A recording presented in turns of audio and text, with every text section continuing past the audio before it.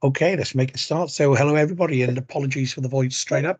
Got a bit of a cold, so just overcoming a bit of voice loss. But there we go. I'm trundling through, doing my best. But welcome everybody. This is our December meetup, December the 13th at the Welsh Azure user group.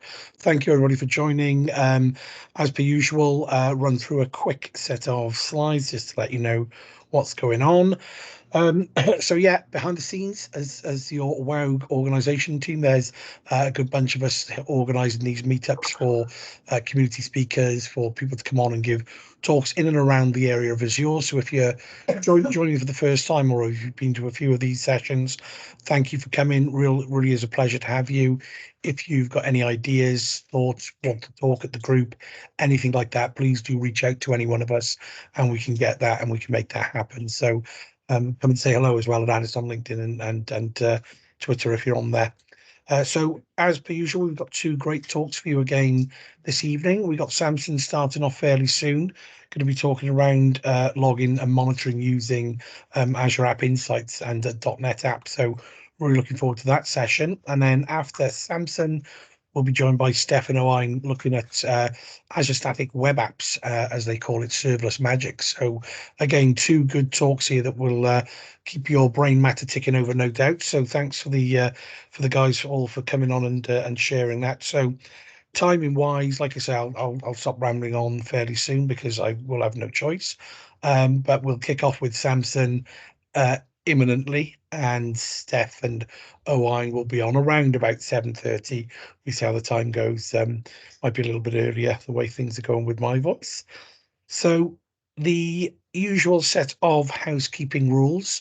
Everybody, please do be courteous to each other. We're all here to enjoy the sessions and to learn from each other.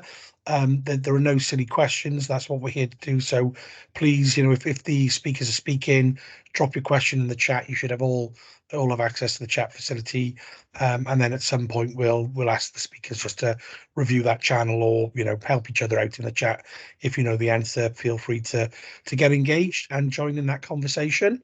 As I say, please do stay on mute unless you're invited to come off and ask your question. That would be great, a lot of help and stop all those barking dogs and other things going on in the background. Feedback, I'll leave a QR code at the end of the session. If you're okay to spare us a couple of minutes and just drop us your feedback for the sessions, that would be useful. Helps us kind of steer what we're going to do at the next event. And don't forget that we've got our quiz. So after Steph is back, Matt is back. I'm quite intrigued to see this month's quiz as well. Undoubtedly, there'll be some good curveball questions in it.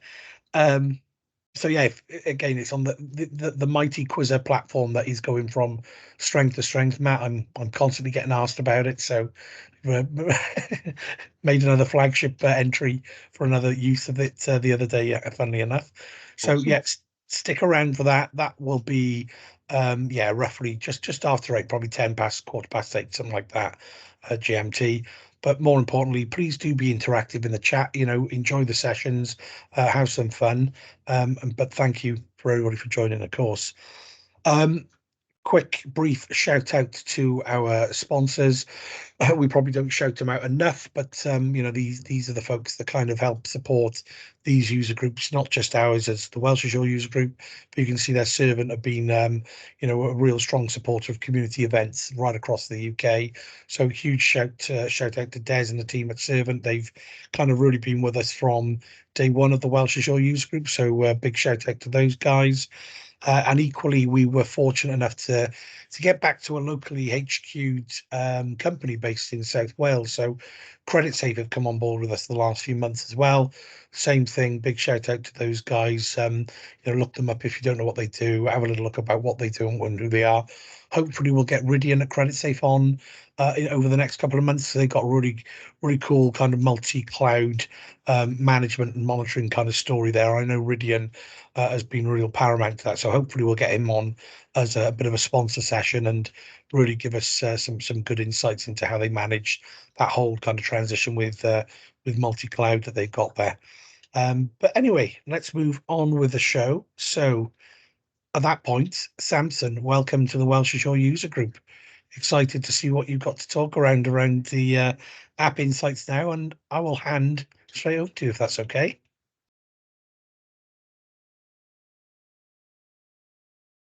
Samson, if you're there, you're on mute. Can you hear me okay? I can hear you. Can you hear me? There we go. Got you loud and clear. I'll hand straight over to you, Samson, if you're all right to start your session.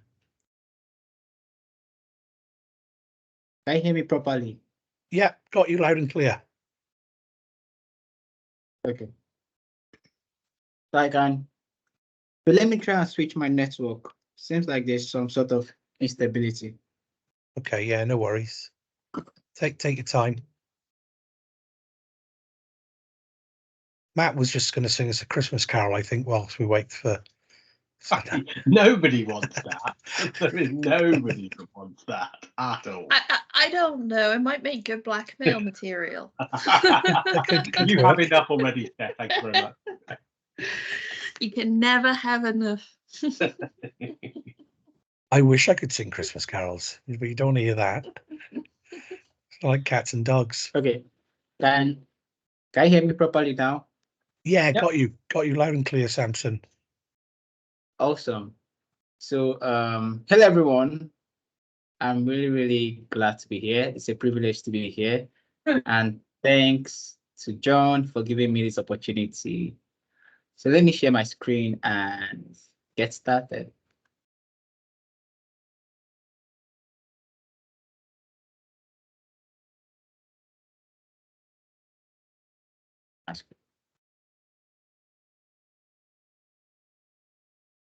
So can you see my screen? Yep, all good. Awesome. So I am Samuel Amaugo. I am a full stack developer and a Microsoft MVP. And in today's session, I'm going to be talking about implementing logging and monitoring with Azure Application Insights in .NET. So, I was like, I came in early a bit, so I got to hear some conversation. So from what you guys are talking about, I believe some of you are already conversant with Azure Application Insights or have used it in your projects or on your place of work. So in case I make a mistake, you can also correct me. If you have questions, you're free to also ask me the questions. So let me get started. So what exactly is Azure Application Insights? So Azure Application Insights is basically a feature in Azure Monitor that enables you to, have some or utilize observability in your applications or stack. So some of the features offered in Azure Application Insights are alerts. So with alerts, you could set up triggers or notifications based on various metrics. Then for metrics, metrics allows you to have like an insight in things revolving around maybe requests per seconds in your server or CPU utility or read and write speed of your database. Then another feature offered is logs. So you could actually view logs. You could search your logs. You could also render your logs in a graphical manner for better insights. Then for profiling feature enables you to understand or have some insights in terms of the duration in which functions executes in your application stack. Then the last one I have here is user flow. So with user flow enables you to understand how user interacts with your application. So next, there are two methods of enabling application insights in Azure Web Apps, and they are the automatic instrumentation and the manual instrumentation. So what exactly is the automatic instrumentation? So the automatic instrumentation is the method that enables you to have Azure Application Insights in your stack without making changes to your code. So how does this work? So it works by hooking into the runtime, and there are some supported runtime like Node.js, I think Java, and .NET. Then for the manual instrumentation in this situation, you'd have to like use the SDK in your code and wire it up with the connection string for it to be able to communicate and send metrics to Azure Application Insights. So what are we going to be building today? So let me execute this app locally. Let me switch to the local version.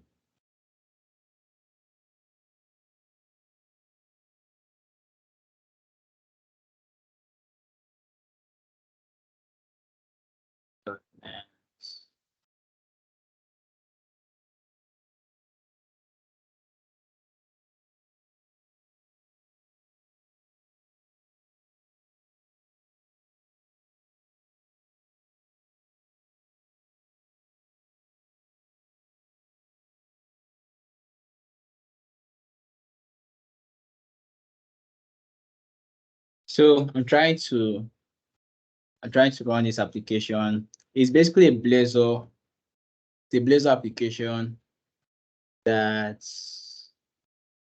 has some logs enabled. Okay. So this is the application, and it has 3 pages. It has the home page, the raffle page, and the weather page.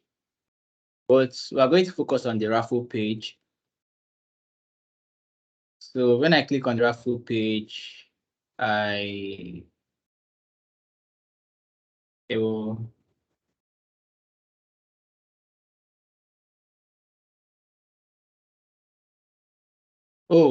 sorry. I forgot to use the connection string for database.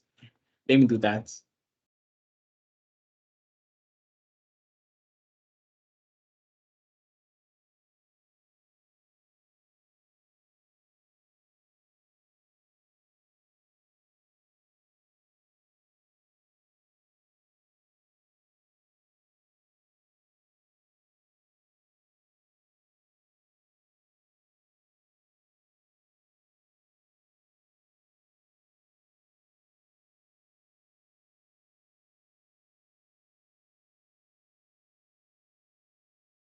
I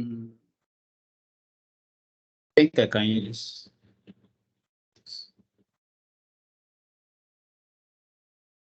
So basically, we're going to find a way to extract the connection string from here. I think I ran the command before. I think they should give it to me.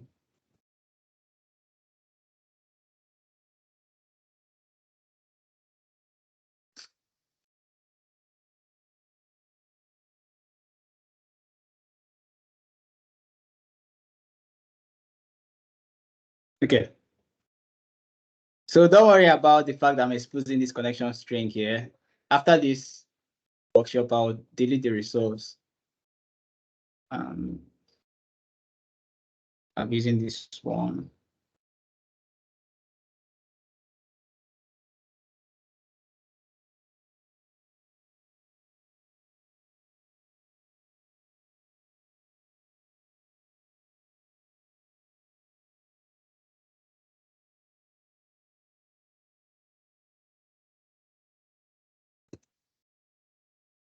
Okay.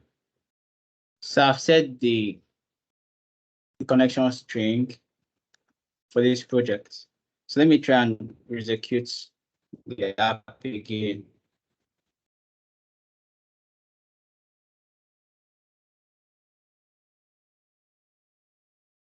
Hopefully it works this time.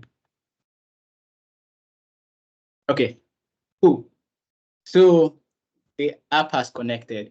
So this app, what it does is that I'll click on this button, and if the random number generated is an even number, automatically the user wins. But if the number is an odd number, automatically the user loses.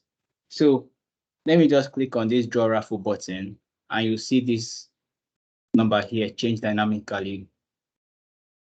So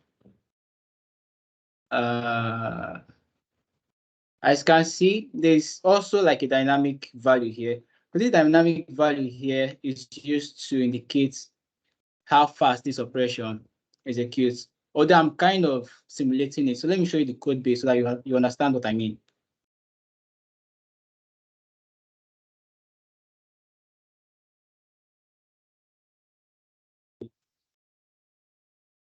So this is the code.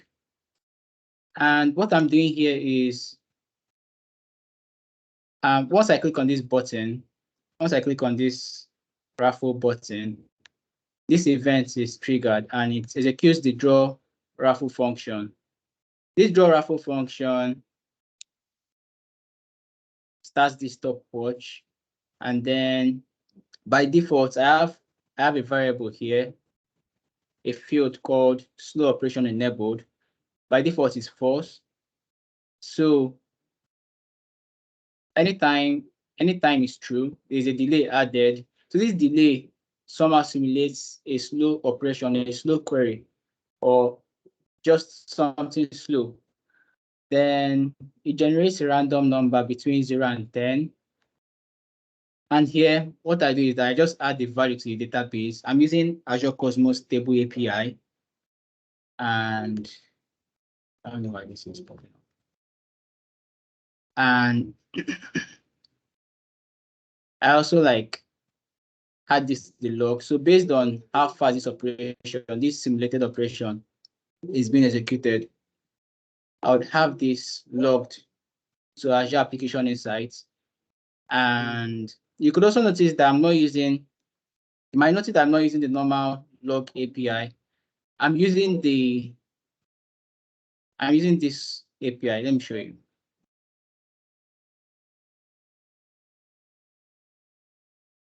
Yeah, so I'm using this local message define API. And what this local message define API does is that it enables an efficient way of adding logs, unlike the normal log API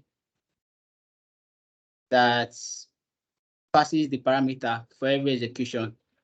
And I think there's something here. There's a page on GitHub where they explained why you should use the local message define API. So there are 3 reasons they gave here, and they said, but the main one you should look at is this number 2 and 3. So the second one says parameters passed are processed before log level check. So that is one of the deficiency of using this normal log API.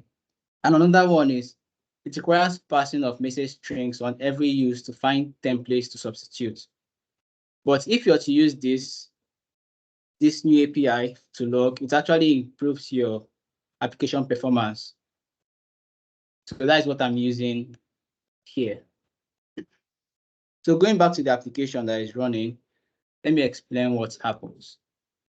So anytime I click on draw raffle, it executes the logic and it shows me how fast the operation executes. So you can see that most of the times, like for all the clicks that I've been doing, it hasn't like exceeded 1000 milliseconds.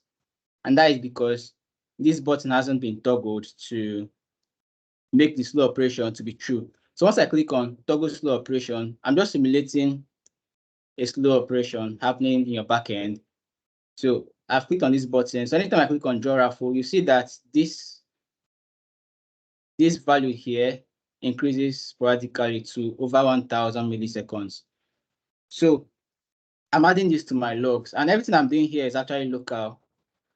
But we're going to move that over to Azure Application, Azure Web Apps.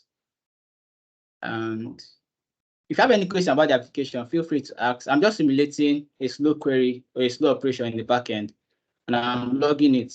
So what I'm going to do with Azure Application Insights is anytime I would like set up an alert, anytime my log displays that I have queries or operations that exceed 900 milliseconds. I want to get an email telling me, hey, there's something wrong. Check your backend. Try to have better insight to understand what is going on to improve the application performance. So let me stop this. Let's stop this. Yeah. So I actually deploy this application using Bicep, Azure Bicep. Azure Bicep is a cool tool that enables you to automatically deploy application using this domain-specific language, Bicep. And it's really, really cool. It's more easier to use than the ARM JSON templates because it's somehow concise and easy to define your parameters. So here I have my Cosmos DB database resource defined. I'm enabling the table capabilities since I'm using the table API. Then here I have my, what is it? I have my Azure Web App defined, and I set up some connection strings so that the application can have access to some other resources like the Azure Cosmos DB and application insights. Then, okay, sorry, this is not the actual Bicep configuration I should be using. I should be using this one. Yeah. So I have my configuration connection strings set up. Then here, this is where I define the log, application log level for my Azure application. I want it on my file system to be set to a level of information. Then here, this is where I define my server farm. I'm using a Linux server. Then here I defined my log analytics workspace. And here I defined my components, my Azure application insights components. And I connected it to my workspace. Then this particular place, this is where I set up the alerts. And let me explain what this alert does. So this alert, I named it alert for my app name. This app name is a parameter that I used here to set up my web application. So I set the scope. So this alert is defined for my application insights resource. And then the evaluation frequency, every minute it checks, it executes a query. So this query that it executes every minute.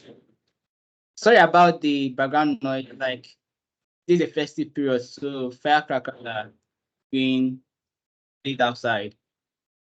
There's nothing to worry about. So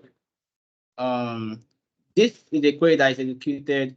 And what this query says is, what this query does is every minute execute this command, and if peradventure you get to return values more than 1, that means there's an issue in my service and you should look at it.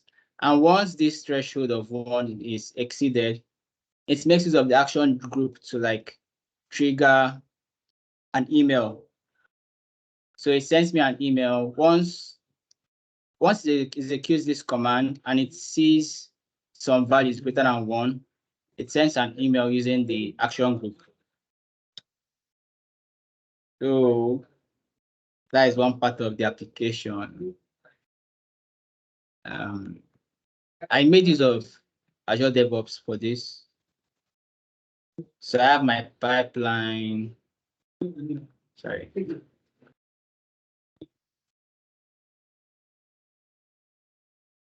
So I have my pipeline, and my pipeline, let me explain what I did here.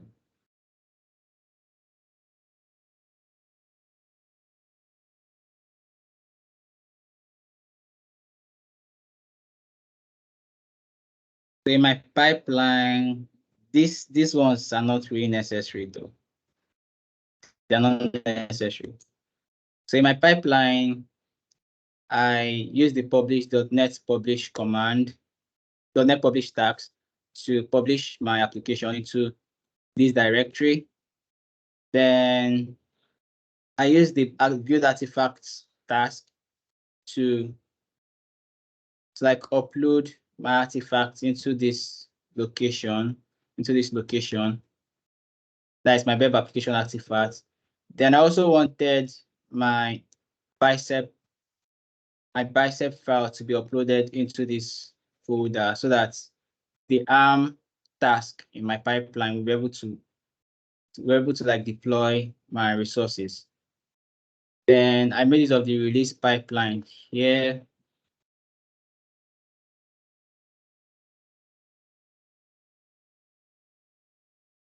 I made use of the release pipeline to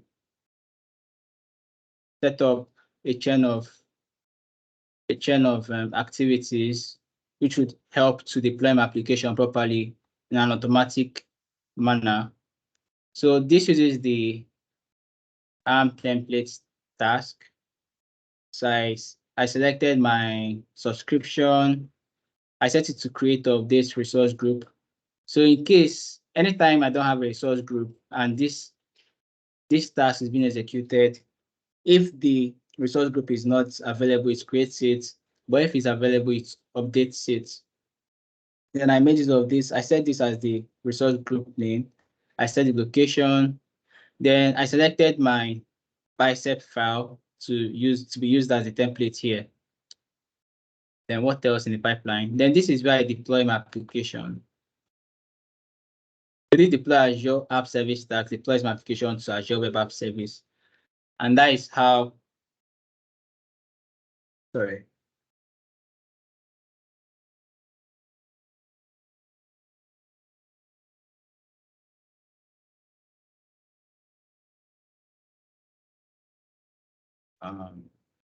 And that is how I have all the resources in this resource group deployed. So everything here was deployed automatically with the aid of bicep.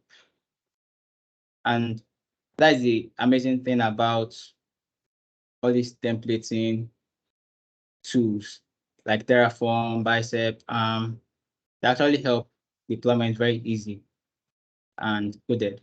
So let's get into the application insights.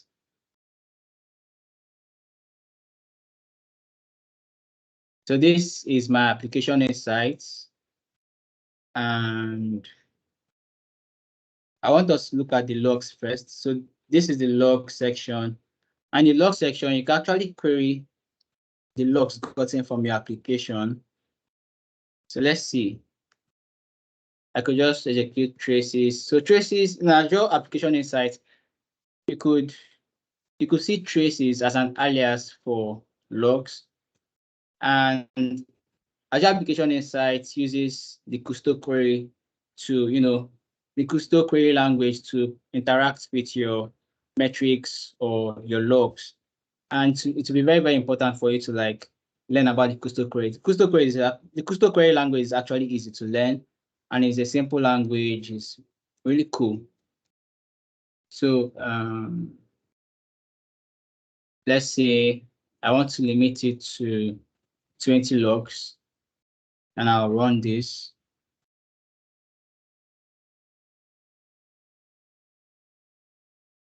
So this were the last 20 logs that was gotten from my deployed application. The one other thing you should take note of is when using Azure Application Insights is you would also have to come to your app settings.json to define the log level.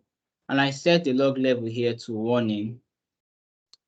By default, Azure Application Insights doesn't use this general log level. You'd have to define it yourself explicitly.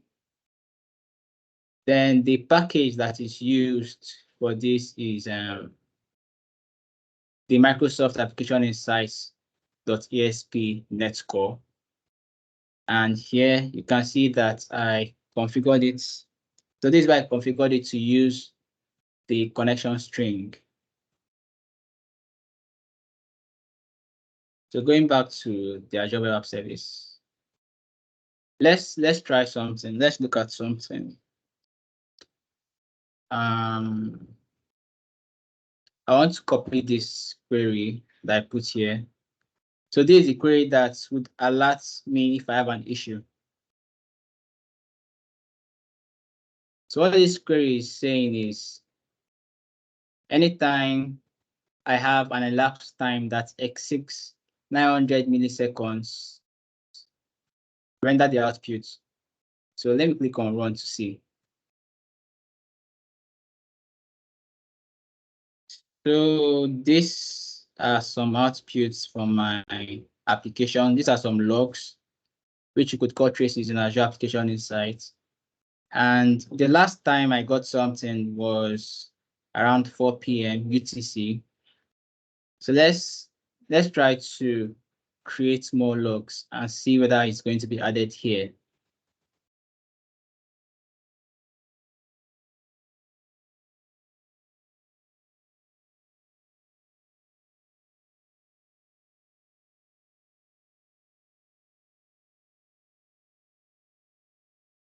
Now click on raffle. Anytime I click on draw raffle, a log is being sent to Azure Application Insight. So currently it's making use of this, it's making use of the fast operation, because the slow operation enable state is false. So anytime I click on draw raffle, everything is slow, everything is slow. But once I click on toggle slow operation, this becomes true. And when I click on draw raffle, you see to go above 900. So I believe by now, Azure Application Insights would have captured more logs about the performance of this query, or this operation rather.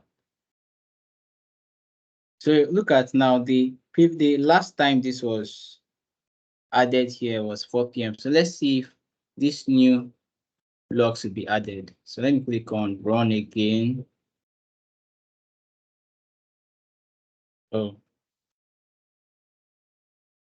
thank you too. Take some time to show.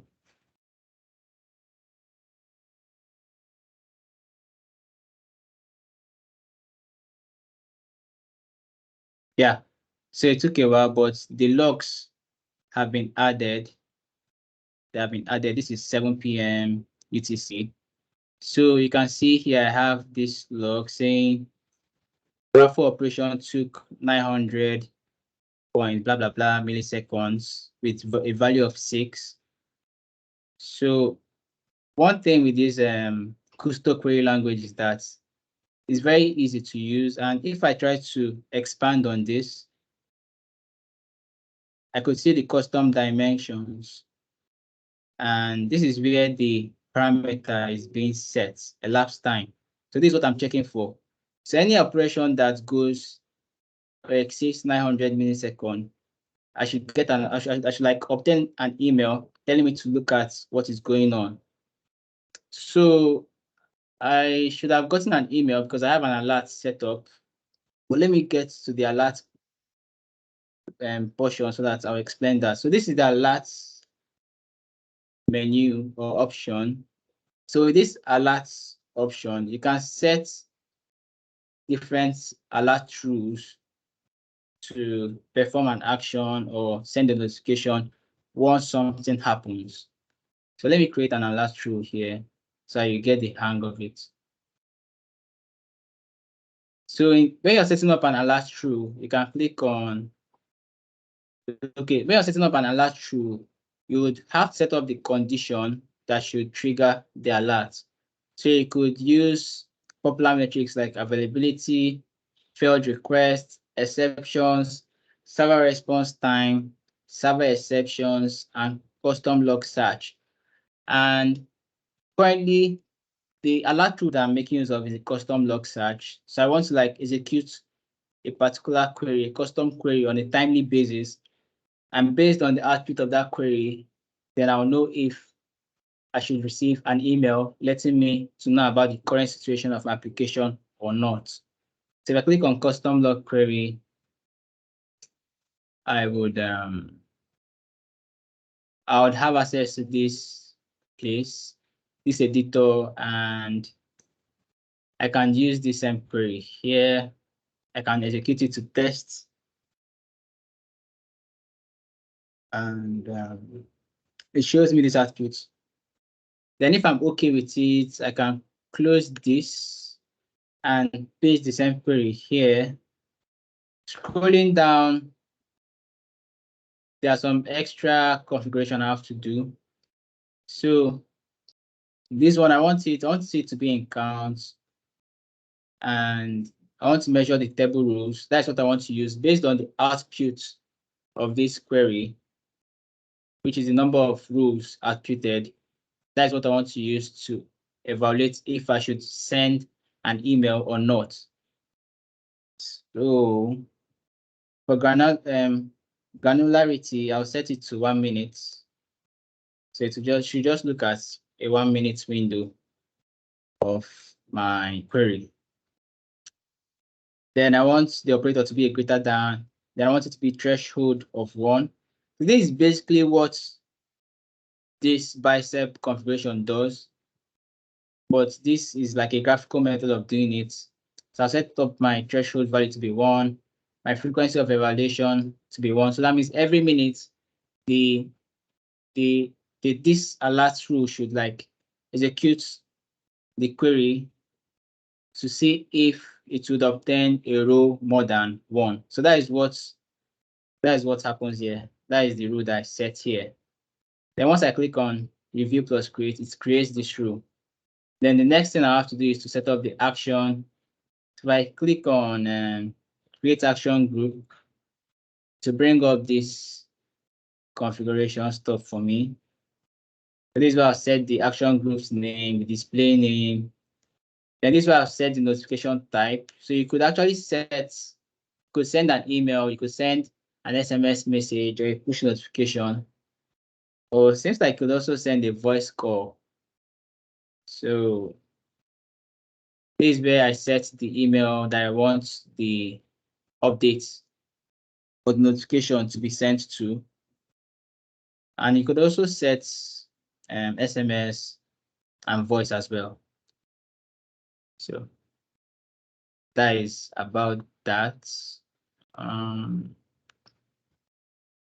So let's get to metrics. So in metrics, you're able to like figure out the overall performance of the application. You could see things like availability, browser page load time, client processing time. There's a whole lot of metrics here that you could select to view. You could see exceptions, server exceptions, ASP.NET request rates, available memory. So let's just click on available memory to see. So you can see the application has used the max that's used seems to be I think this should be the peak. It should be the peak, which is around 883 MB. That is what my application has used. Okay, so that is the available memory in my web application. You could also check for things like failed requests. I don't think there's any failed requests. Okay, this is an earlier time. This is not now, but as you can see, this is from 6 p.m. to now, there is no failed request. But you can see other instances of failed requests, and you can make inference and also view more things about it and track to have better insight on what caused this. You could see things like availability. Okay, I didn't set that, so there's no metric for that yet. So that is what you can obtain from metric. Then one other cool thing about Azure Application Insights is a feature called Application Map. So Application Map enables you to see the overall dependencies of the architecture, like what is my web app connected to. Looking at the application we have here, we don't have much going on. We only have the web application server and Azure Cosmos DB. And that is what you can see here. So this is the Azure Cosmos DB, and this is the Blazor application. And if I click on this, I could view the logs here. If I click on view logs, I'll be able to, I could run that same query here of trace. I could run traces here. And I can limit it to 100.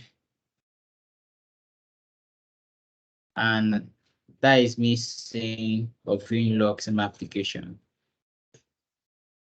So that is how cool this is. And if there's an error somewhere, you could also see the error logs and follow that up to like find out what is triggering the error. So that is all I have today for Azure Application Insights. And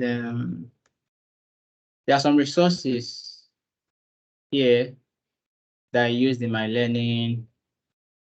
So here you can use this to learn more about the Custo query, which is very cool when you want to like, query your logs or metrics and gather more insight about it. Then also learning about the logging feature of Azure Application Insights is cool. And this is the project on GitHub as well. So I think we've come to the end of my talk. You can connect on Twitter on my handle SparkBlooms, or you could check out my website sparkblooms.com, and on LinkedIn, I am Samuel Amaugo on LinkedIn.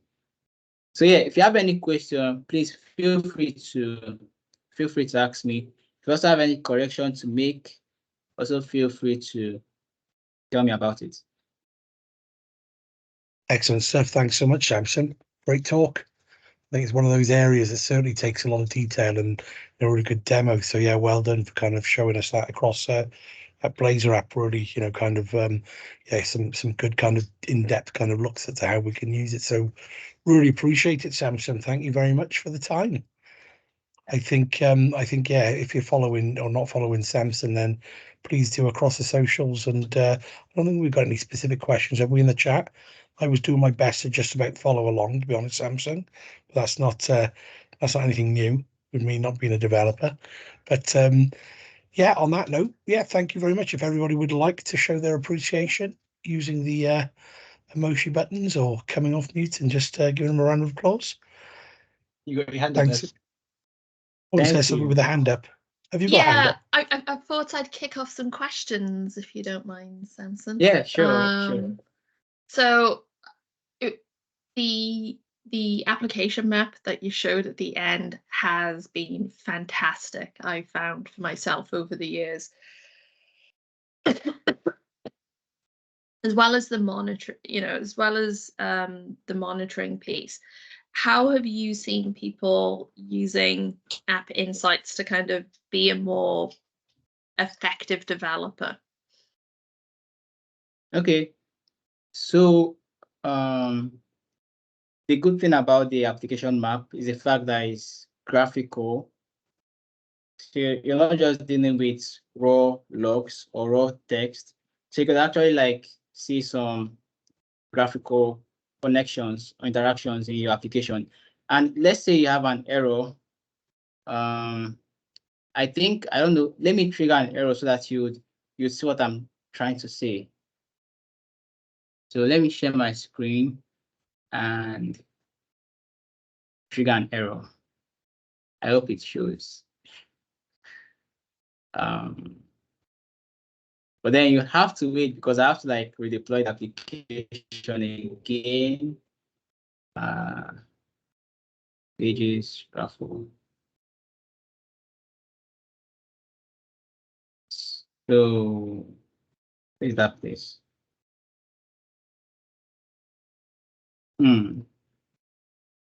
Okay, let me just throw an error here and see. Let me just throw.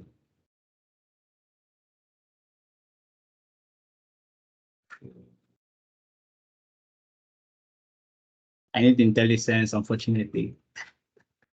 I was going to say, I was hoping Copilot would help you out there, but I think Yeah, network speed is impacting it. It's having some error.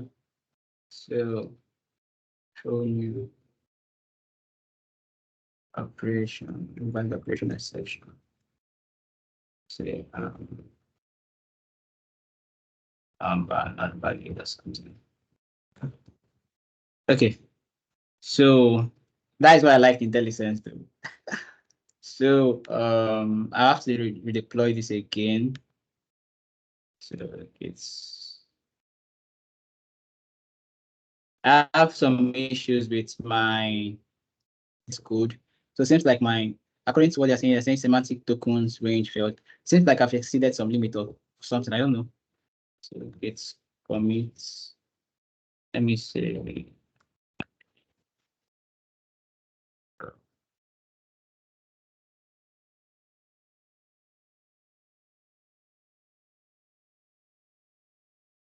This is the design.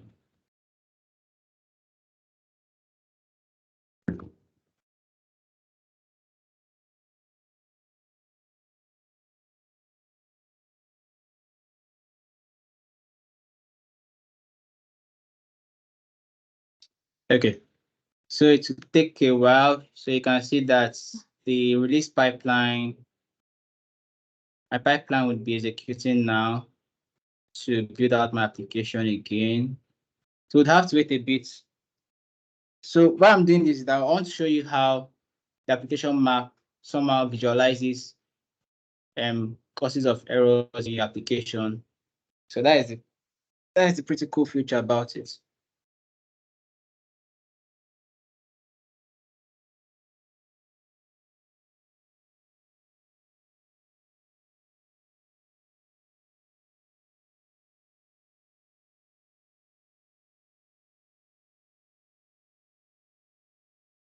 I was using using Azure functions to build kind of a real-time data ingestion into a data warehouse situation, and we had a third-party provider of kind of the operational system, and they changed a bunch of their APIs without notifying people. Wow. So we started getting a load of errors, and we were only able to find out about we found out a lot about those errors through the application map, being able to kind of see, these ones were accessed and, we were suddenly getting access denied. We were getting these, missing field provided, and being able to just like intuitively navigate to the errors and kind of explore and see then sample traces and kind of look at what the headers look like and the responses back just helped shortcut the process really heavily. Simplifies it a lot. And I was always relying on just the intrinsic, the automatic app insight. So it was great to see how easy it was just to put that, to drop it into a Blazor application with just a package and a dependency injection. Okay, so it's in the deploy web app stage. So very soon I have the deliberately induced error in production.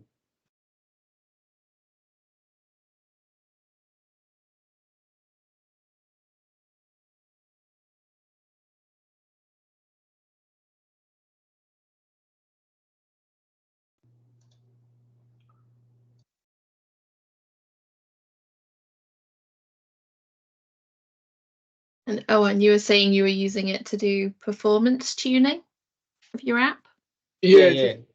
Understanding and evaluating, I guess, the impact on, calls within microservices. It was within the workshop that we were doing for kind of features that, again, kind of may you may otherwise not pick up the kind of performance impact that they may have. So in this case, it was Istio. So as you can imagine, adding mutual TLS to every single call within an environment may add a slight performance impact to your application. So again, using the application map, or even if you weren't applying it, in this case we were applying it across the entire environment. If you weren't applying it across the entire environment and only maybe between specific services, again, it would maybe give you an indication if that's been configured correctly, because you'd start to see that latency creep up within that service.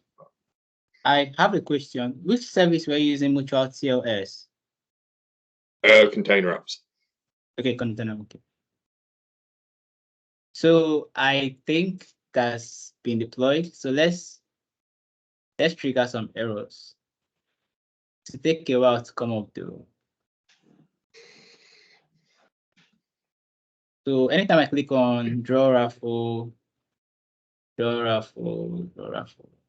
should trigger a couple number of errors. But then I'm actually handling this. I don't know why this is stopping. Yes, I'm handling this. Anyways.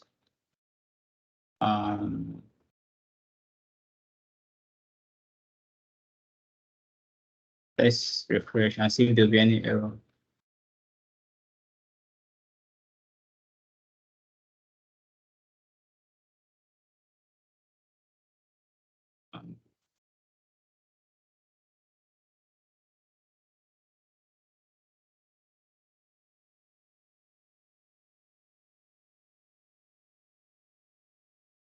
So, okay, it hasn't yet gotten here. I think I'm doing something wrong.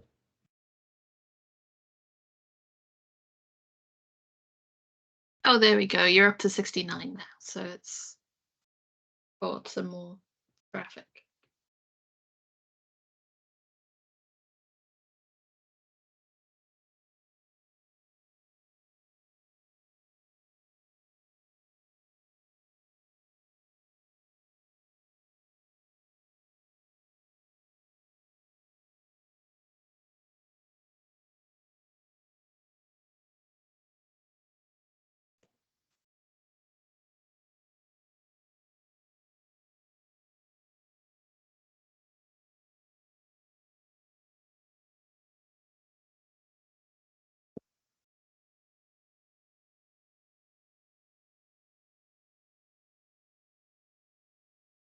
$7.25. Excuse me, this. Oh shit! It's actually working. It's actually working. It's actually working.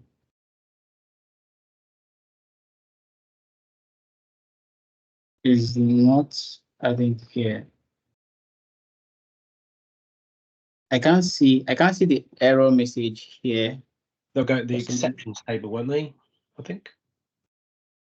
No, like so this is 7.25.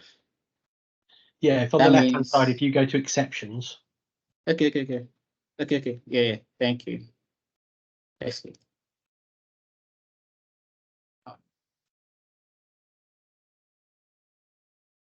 Okay. Thank you. It actually did. Awesome. I can see the exception number not valid. So that means I should be able to visualize it in the application map.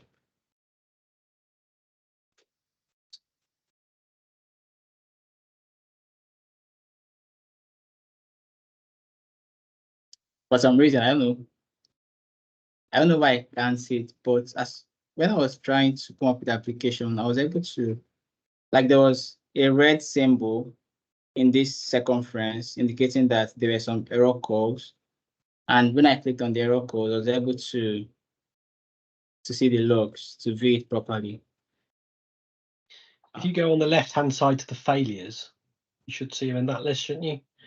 So if you go to the left-hand side, there should be under investigate, there's a thing that says failures. Left-hand side of where? So on on the nav bar. You mean here? yeah. So if you go into the, just to see if it's in there, because you should see at least one record that shows up in there. The problem with App Insights is it can lag by about 5 minutes Okay. between your data. So there's like a collector that sits Okay, in the background. because earlier today, I was able to visualize the error map. Like on the circumference, there was a red mark on the circumference of the circle indicating that there was some error in the instance. But yeah, thank you. So here you can see the errors, and once you click on it, you can actually see the stack trace of the error, I think. And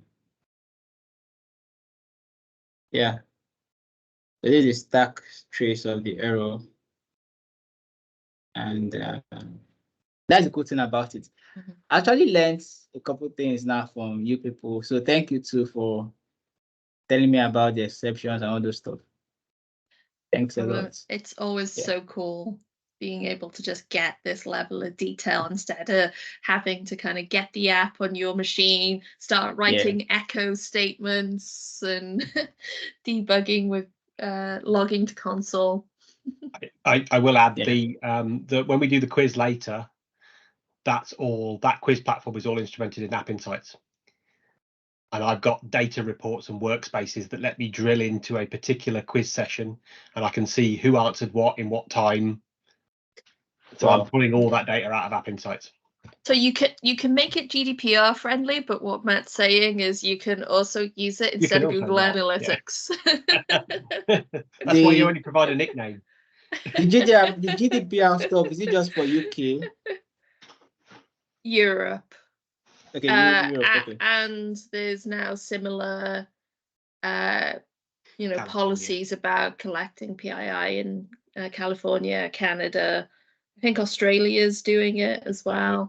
Progress of doing it, yeah. Yeah. Okay. Right. Unfortunately, I've got to let go of my never delete, never surrender attitude from when I was in business intelligence. Cool. That was great, though. Thank you very much. Yeah, thanks a lot, Samson. Yeah, thanks too for giving me some hints, and I also learned from you guys. I really appreciate it. No, well, that's the whole point. Yeah, absolutely. Look, stick around, Samson. Now, so do take part in the quiz as well after Steph and Owain's talk. Feel free. So, look, we'll move straight along, Steph and Owain, if that's all right. I'll just hand straight on over, and we'll learn some good stuff. Oh, look at Steph. That's an awesome presentation. Mode. We know how to cameo.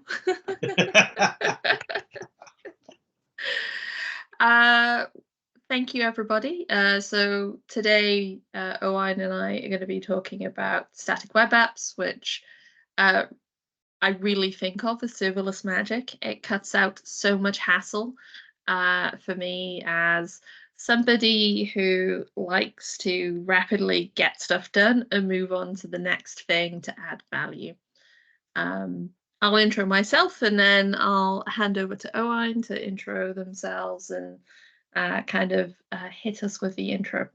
So I don't recognize most of the names, but I started off looking after.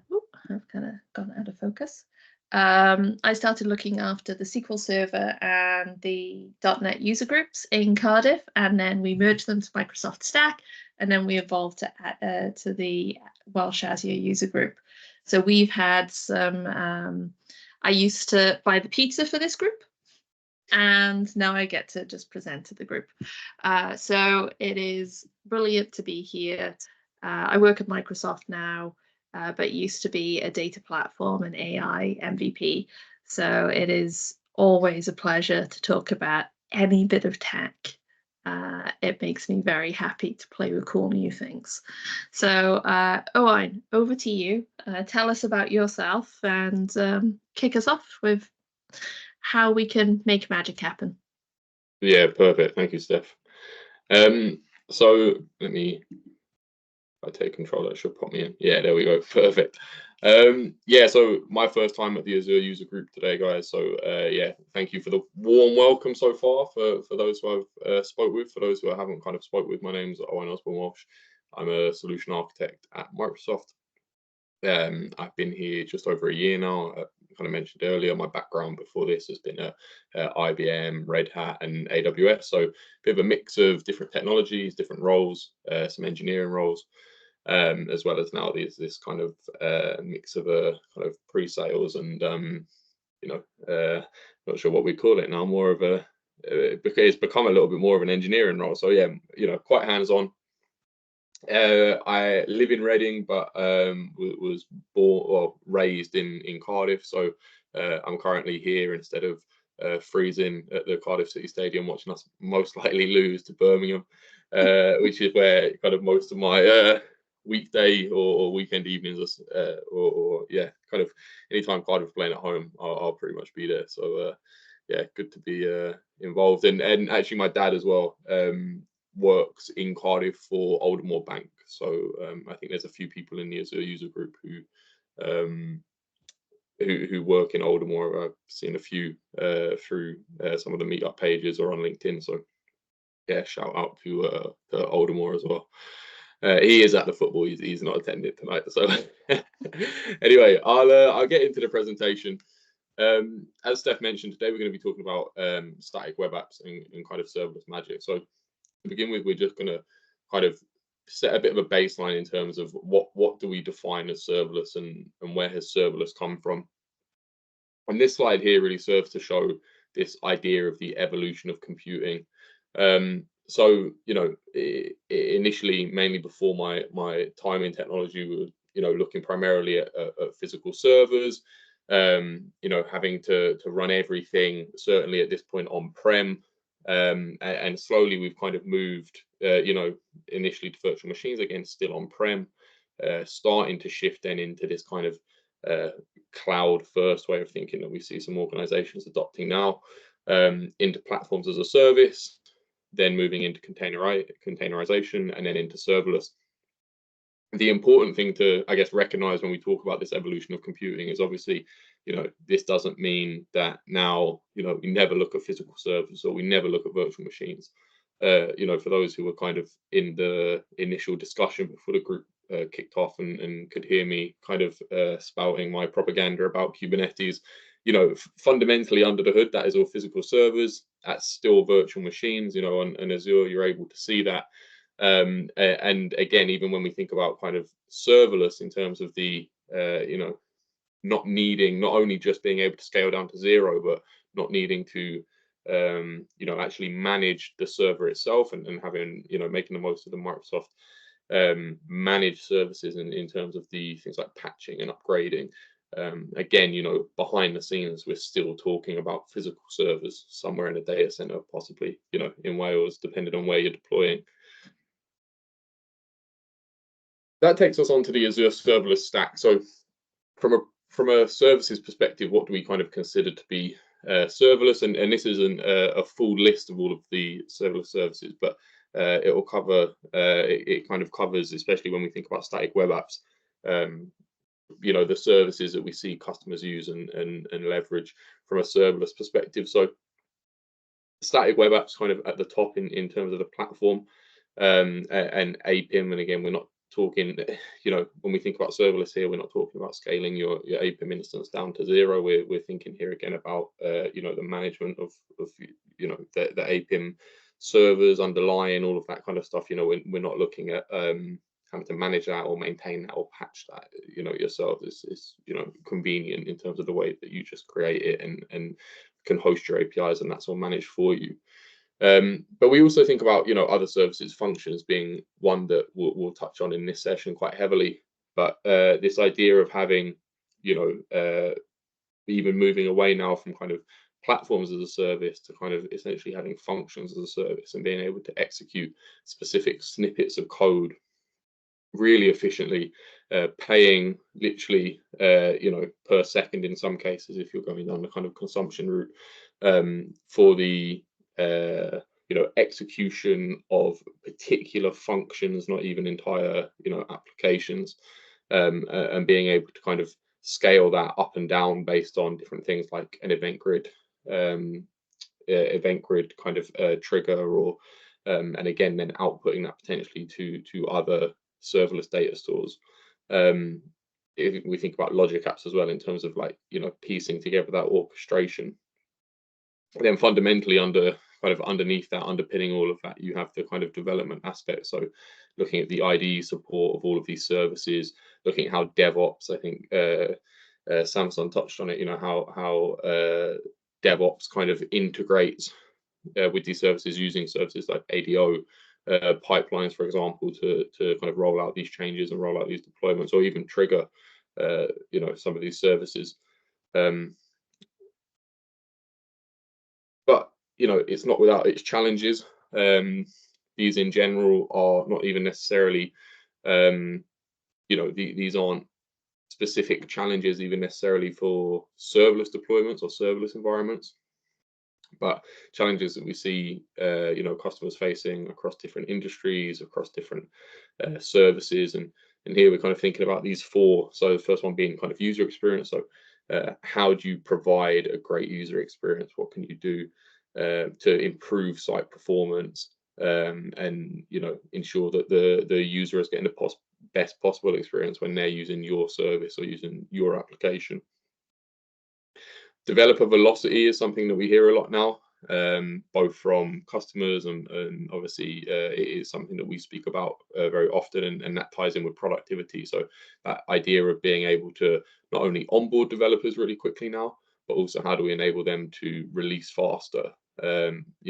You want to be focusing on releasing and delivering value where your customers are seeing it. And that's a big point now around kind of productivity and developer velocity. The other thing is, from a workflow perspective, if we think about being able to, test changes in different branches, doing kind of, everyone has their own different kind of Git branching strategy. How closely maybe they're following it is another question, but making that workflow process even easier. Certainly from a development perspective, ensuring that the right tools are in place to allow developers to, again, from a velocity perspective, very quickly roll out changes into development environments as opposed to production environments or staging environments, and test and replicate your production environments to really get a good idea of how those changes will land in your actual production environments, as opposed to just testing locally.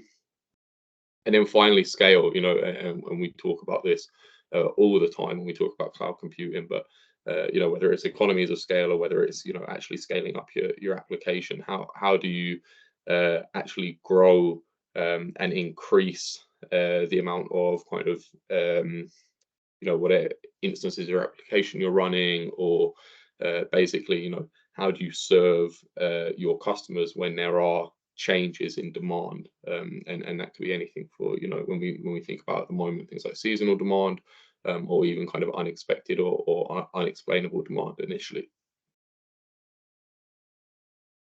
This is where we think about then how does kind of Azure Static Web Apps start to solve some of these issues that we just spoke about, or solve some of these challenges. So the first thing is kind of global hosting. So Azure Static Web Apps has built in as a service kind of global high availability. So we think about kind of content delivery networks and the benefit of being able to essentially host or store your content as close to the users as possible. So we're thinking here about when we think about the challenges, we're thinking then again about performance and all of those kind of things. The end-to-end development experience. So as we'll see a little bit later in our demo, but Static Web Apps has a really intuitive and kind of easy to use end-to-end development experience with lots of different features specifically with developers in mind. So when we talk about developer productivity and also workflows, Azure Static Web Apps is has a lot of really good features out of the box to help again address some of those challenges. That ties in then to streamlined build and deployment. So the actual deployment and packaging of your static web application is managed, by Azure Static Web Apps. And again, we think there about, the point that I made about focusing on what you are delivering and focusing on the customer value. A point that has been made, in the chat, I think again by Steph, about Kubernetes and having to focus on different dependencies and packages and all of that kind of thing, right? But it is a good point. Certainly from a developer experience, when you compare something like Static Web Apps to something like managing your own Kubernetes cluster and all of the associated admin that goes into just being able to support the release of your application or of the business value that you're working on, and not being able to prioritize what the customers are actually going to see as the value of your service. And then finally, when we think about scaling, Azure Static Web Apps is fully managed and cost effective. We can automate the scaling based on workload volume, and again, eliminate the need to manage the infrastructure. So that's where we think about that. The additional meanings of serverless are also focusing on the management or the not having, more specifically, to manage that infrastructure. So again, key capabilities, we've kind of just spoke about these, but this will call a few out in a little bit more detail. We've got things like unified cloud hosting and management. Again, we're talking about CDNs and edge support here. And again, pages being delivered from the location close to the users. End-to-end development experience, as we mentioned, we'll see some of those in the demo and some of the subsequent slides. We also have, again, as it mentions here, calls out native support for things like GitHub workflows for CI/CD. Some of the features that I mentioned earlier in terms of how we look at that workflow process and the challenge of the workflow process. Something that we'll look at in the demo is the staging environments and being able to host multiple versions of your static web application. Again, without having to manage any overhead, simply using your basically existing branching strategy.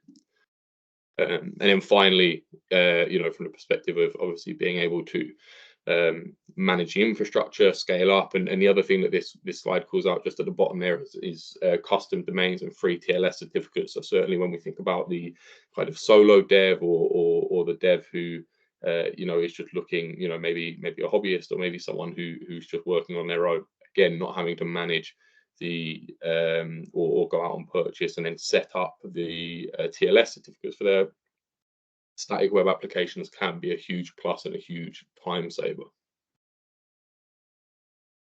And with that, I'll pass you. I'll pass you over to Steph, I believe. Or is that not? Is that not the case? I think you're on mute, Steph. I think that's why. You made me the square today. I mean, I'm usually the square, but yeah. So static web apps. As Owain started showing, is really brilliant when you don't need the app to specifically be doing a lot of server-side processing. So when we build a lot of JavaScript applications and Blazor these days, we're basically shipping all the code, most of the code, to go run in somebody's browser and then make API calls to our compute environments. So when we're doing this kind of thing, fundamentally, your application, the front end, needs to get to the browser as quickly as possible. You don't need it to be sitting in a virtual machine or in a Kubernetes cluster. If then you have to put lots of additional stuff like Cloudflare and CDNs and things in front of it to help get that front end into the client browser as quickly as possible. So that's where static web apps comes in. Right. If you're using something that is a lot of client-side code, static web apps is perfect for it. You're able to get all that benefit of the auth, the SSL, the domain names, the CDN pieces, all just kind of like on by default. you know, it's all, you use your standard developer workflow. So if you know, doing npm run and watch or .NET watch locally, you get to use that, and then things ship through GitHub Actions or Azure pipeline. So super easy. And then because we still do often need to make calls to our environments, we're able to use Azure functions or other APIs that we already have in our environments, or we're also able to start making the create, read, update, delete, CRUD APIs automatically for consumption of our databases. So it really is a great way to streamline. If you have to do a lot of front-end dev and you don't want to do a lot of back-end dev, this is perfect for you. You get to focus on the application and really streamline, especially the middleware between your app and your data. So some common use cases for this. One is in e-commerce. E-commerce uses a lot of you know, Cosmos DB for that kind of high-end, low latency database, the AI search for the product catalog. You've got your data services, you've got AI, you've got your different auth pieces. We can use static web apps to really scale that client-side part of our e-commerce capability.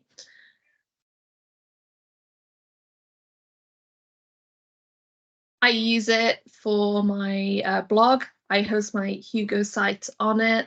But if you've got things like documentation, leafletware, web pages, you know, things that are collecting simple forms, things like that, why the heck would you run it on something that costs you hundreds of pounds per month when you can do it for, you know, like 10, 20 pounds per month? So we can really reduce the cost of running our static static sites. And we can also actually start using it to bring information from lots of disparate sources into things like, if you know, you could use visualization capabilities like d3.js, other kind of front-end dashboarding type tools to bring data in from APIs and present it back to the user. So we can do some really cool things at a low cost. And you'll see functions comes up a lot in these. See, now I'm the square. So Azure Functions is our serverless capability that allows you to reduce down the amount of code that you need to write to connect your systems together and do cool business things. So with the triggers, inputs, and outputs, you have to write much less code, which is great. I want to write less code and look more productive, earn more money because I do awesome things instead of spending all my time writing code. So with that, less code is brilliant. And Azure Static Web Apps will actually give us a managed function environment. So I can write my API code that connects to my event system, to my third-party APIs, and all those different bits and pieces around my application. I can write those little APIs in the same code base and have my app use them without me even having to write additional infrastructure as code to make that environment happen. With Azure Functions, you have a trigger. So when should you execute your API? Inside a static web app or a front end, you're probably going to call it via a HTTP trigger. So you want to call the API on request. So that'll be your get or post, patch, put type operations inside your app. And then you can have inputs, which might be bringing back product records or user records from your Cosmos database based on the param that you have in your API call. You might do an operation to process that. So it could be like an inventory item that gets a product item that gets brought back, and you decrement the stock level, and then you output that updated record. And when you do this, the only bit that you have to write is you map your HTTP, you map your input, you map your output, and you basically write like product minus equals 1 to decrement that value. You only really have to focus on that decrementing logic. Everything else is much simpler. No dependency injection, no boilerplate. It all just works with simple decorators. So with the Azure functions, we're really able to streamline our integrations and our API calls, but we can take it even further.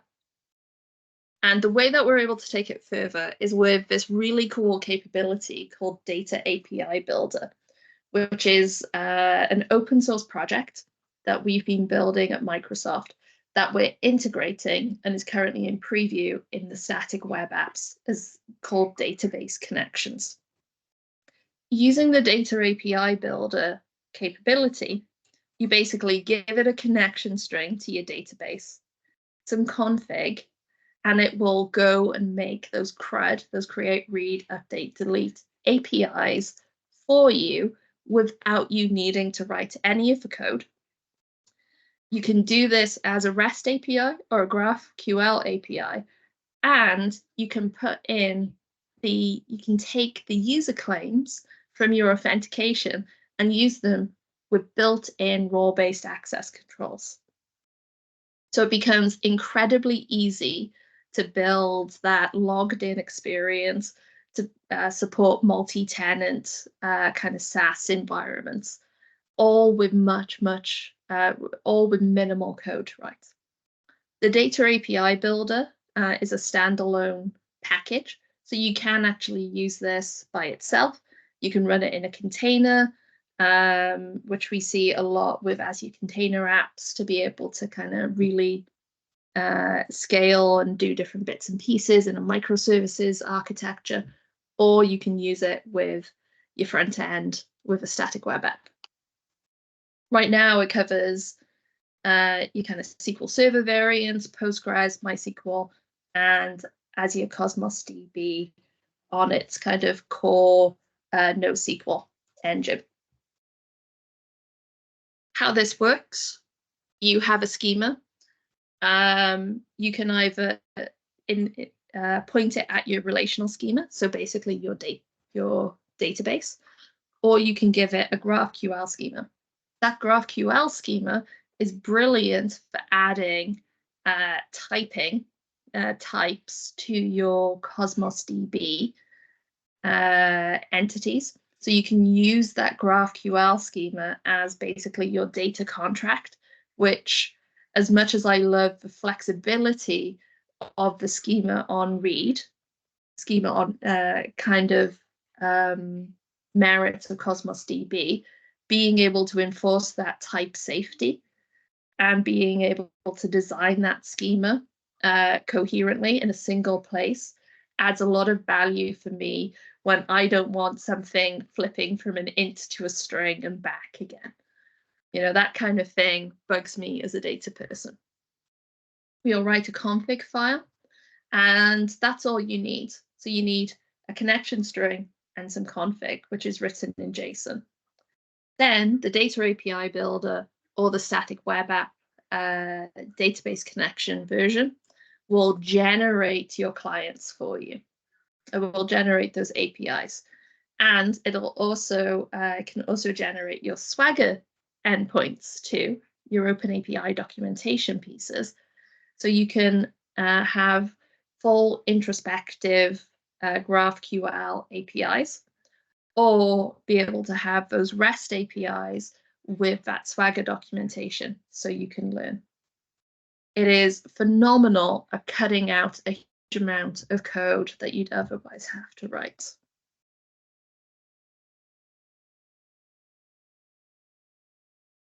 It has a command line interface, which is always good for me. It is called dab.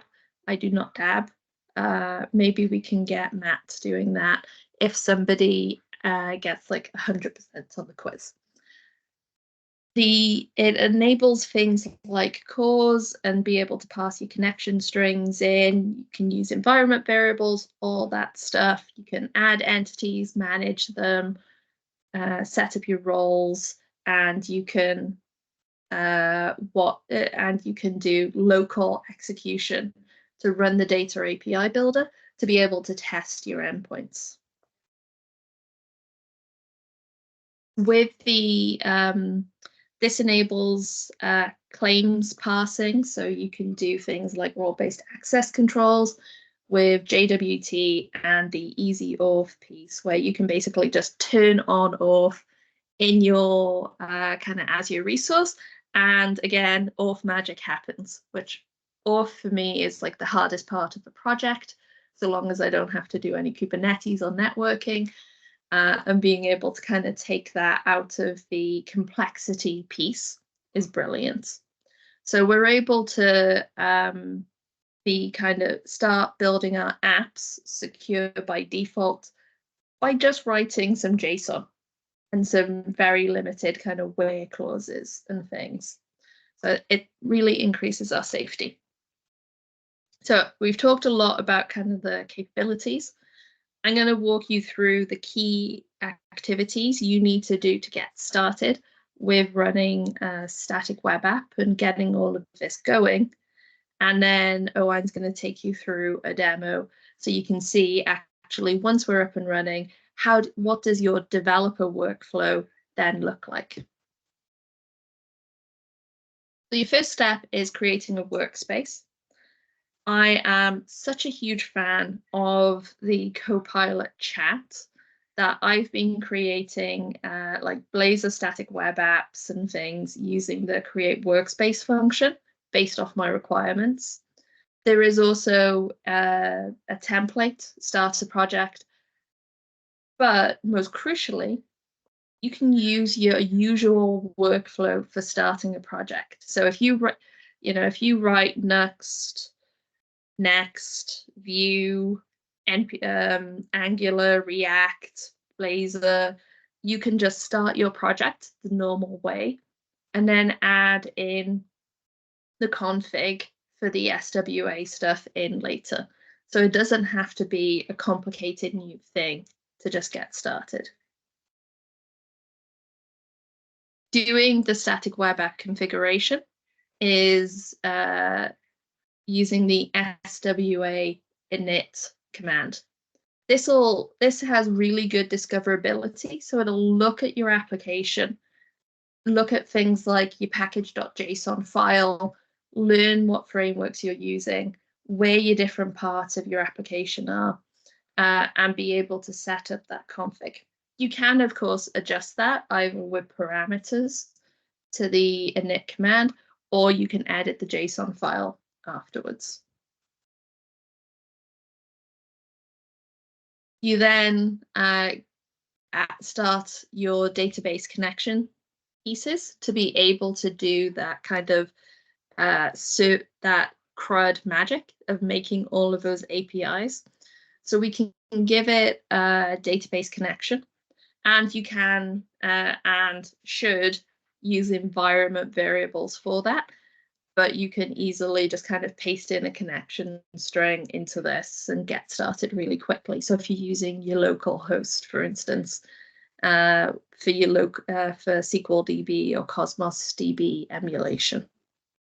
So again, with lots of command lines, there are in Visual Studio Code, there's extensions. You can use the command palette to get this stuff done.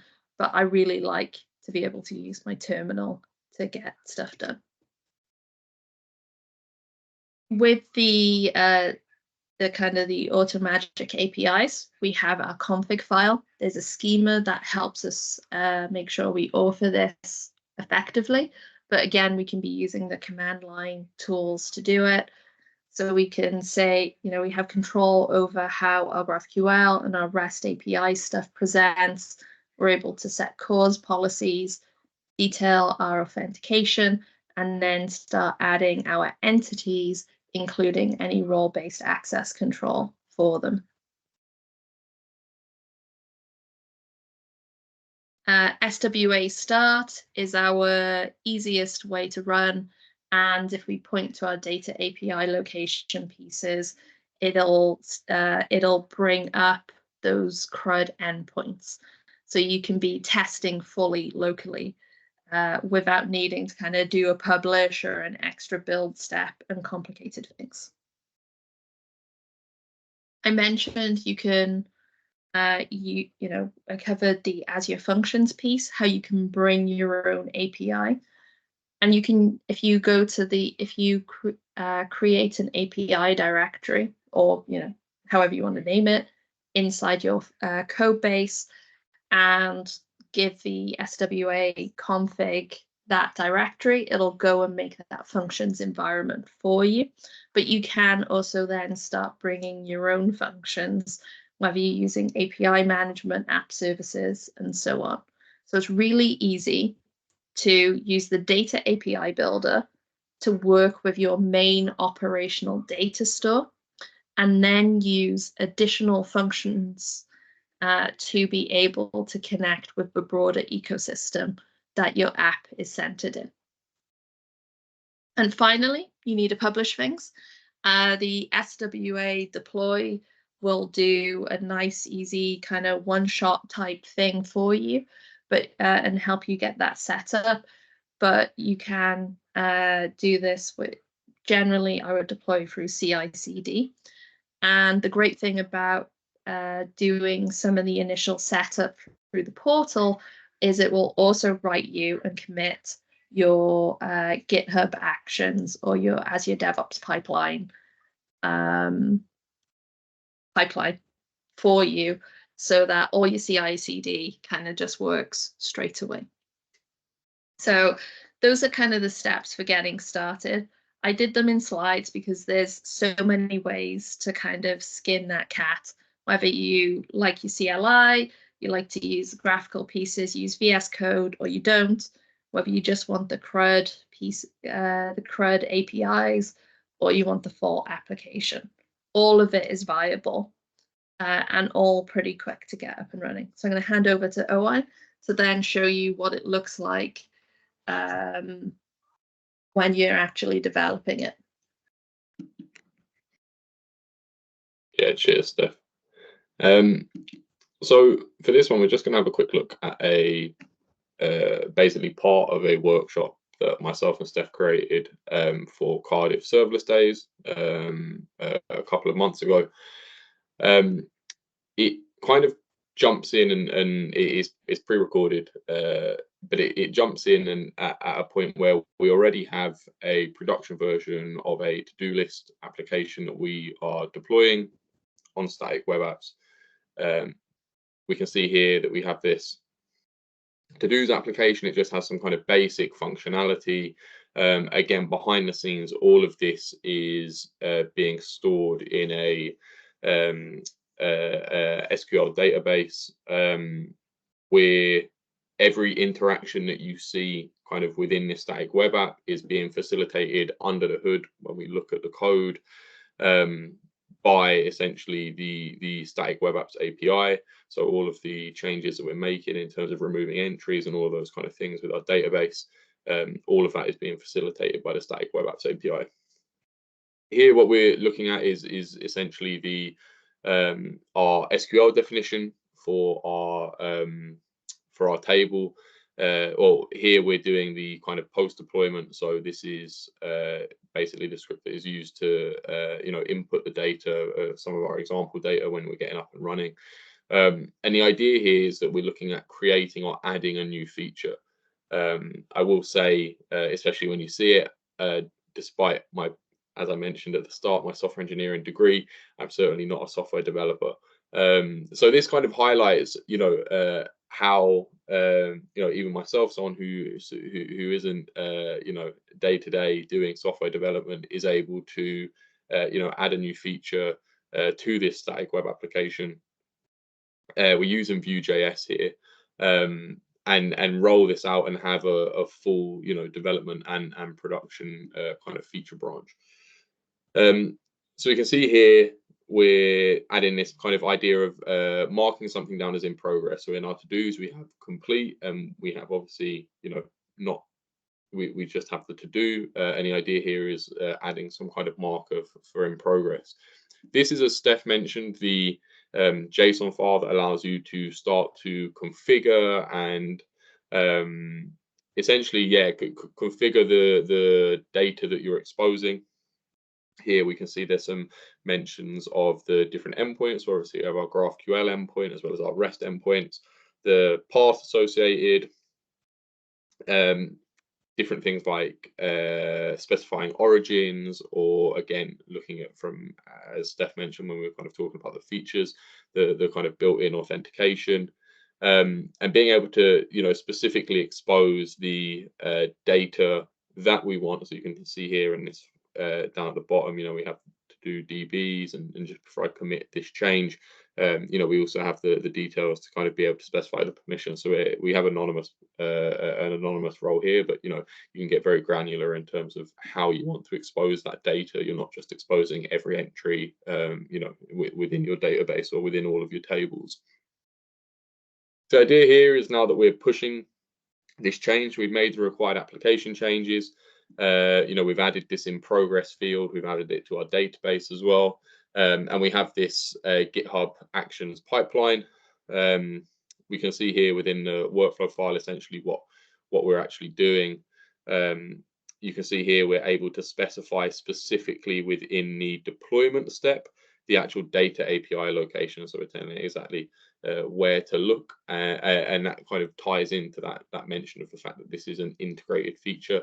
It's an open source project, but it's an integrated feature with static web apps that you are just defining as you would with kind of any other parameter, essentially, as you're creating the or deploying the static web app. We can see here that the action is running.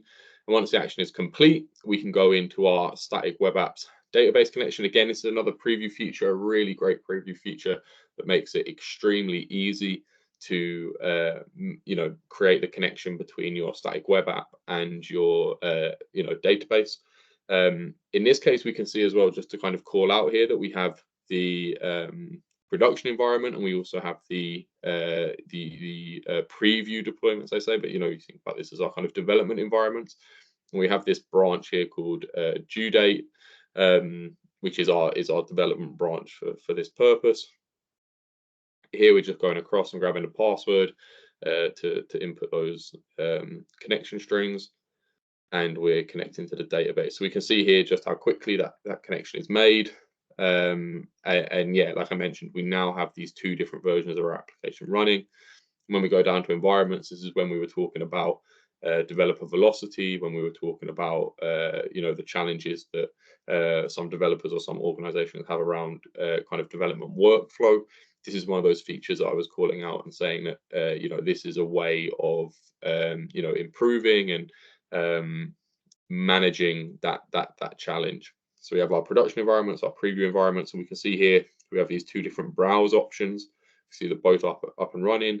And when we go to this browse option, we now have this different URL specifically for our preview, and we can see that we've got this incredibly neat looking timer and tick box that I used all of my degree knowledge to create and make so pretty. But it does show just how easily, with a couple of changes, we're able to create an entirely new entirely separately hosted preview version of our application to specifically test specific features.